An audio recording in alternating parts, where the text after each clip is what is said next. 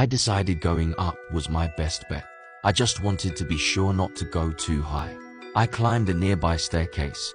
When I heard a muffled groan, I paused and scanned the area.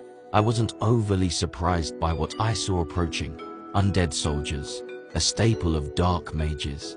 Dismemberment was the only way to stop them. They were, however, slow and dumb, and so I stepped forward, blades dancing.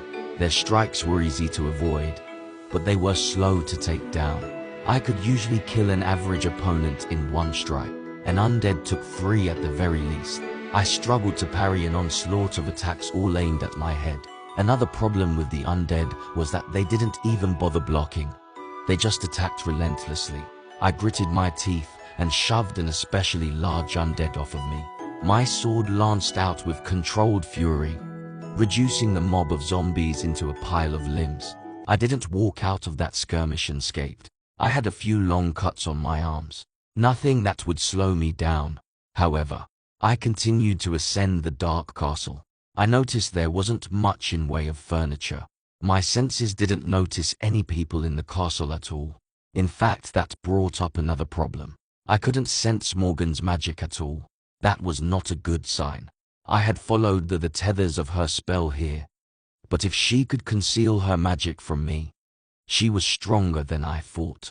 I made it to the top of the staircase and saw a large black door at the end of a long hallway. The hallway was littered with floating orbs. I unsheathed my dagger and flung it down the hallway as hard as I could. It didn't make it halfway across before it was blasted to nothing by the orbs. There were at least a dozen of them, and I had never blocked that many spells at once.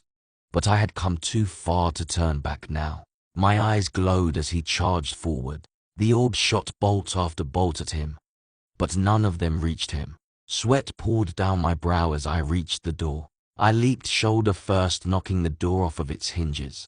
I smoothly rolled to his feet and drew my swords, turning around. But the orbs didn't enter the room.